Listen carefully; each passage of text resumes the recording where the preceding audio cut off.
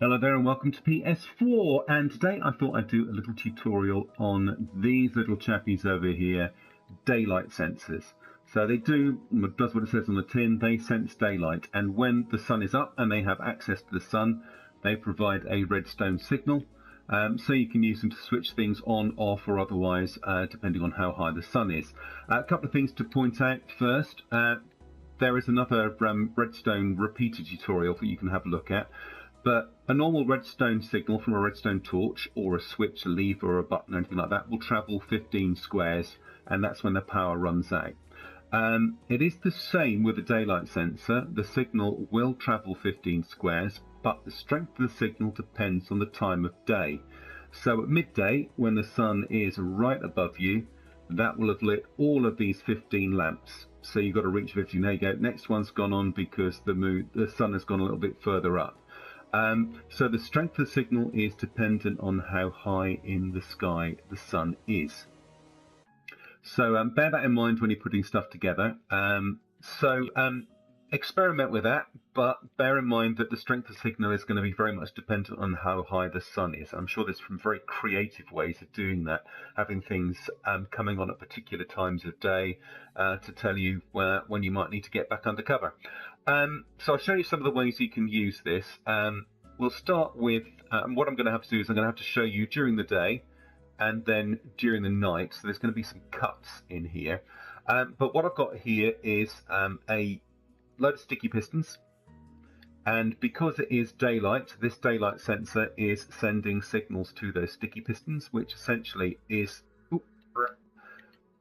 creating a bridge. So during the day, you can have the bridge to your lovely castle, keep, home open, so you can move through it. And then when the sun goes down and nasty little mobs are going to start spawning everywhere, that will pop open and you will be able to see it.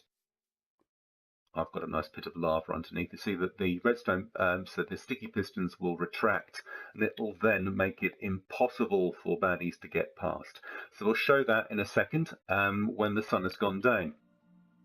So it's night time now, and the redstone signal has been disabled because there's no light to the daylight sensor, and go around the other side. All of the pistons have now retracted, and what we're left with is a massive pit of death. So if this was the entrance to our lovely little house, now any skeletons or zombies or spiders who might want to try and invade us will not be able to, because they will fall into a pit of burning death. Nice. So again, set up so that when the daylight sensor disengages, cuts off the redstone signal to the pistons, and they will close up. And there we go, a nice lava pit of death. Haha. What I've also got over here is a redstone lamp. And we've got a daylight sensor here. Now what we want is for our lights to come on at night. So very similar to the tutorial I did on using sticky pistons for doors. So do check the channel for that one. I'll put some links to this in the YouTube card at the top. So look for the little exclamation point at the top of the video. This redstone signal will cancel out this torch. So while the sun is up, that redstone signal switches the torch off. As soon as the sun goes down, it'll switch that redstone torch on, and the light will come on. And again, we're going to show you that in the dark in just a second as well.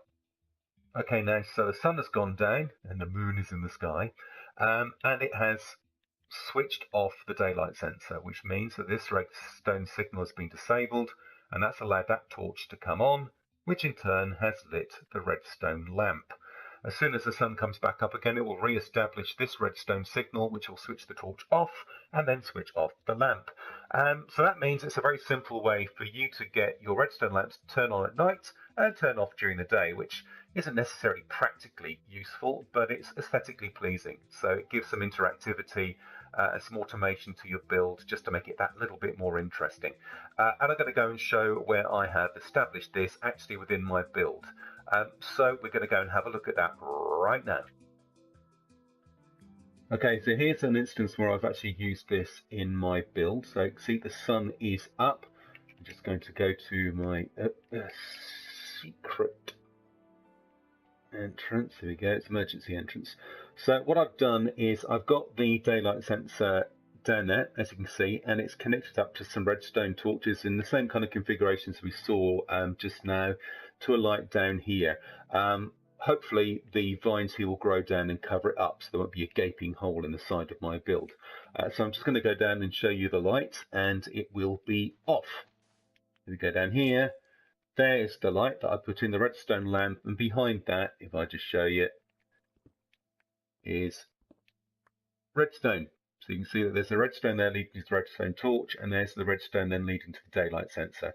When the daylight sensor is on, it cancels out that torch, turning off the lamp, and then when the sun goes down and the daylight sensor turns off, it allows that redstone torch to light up and turn the lamp on.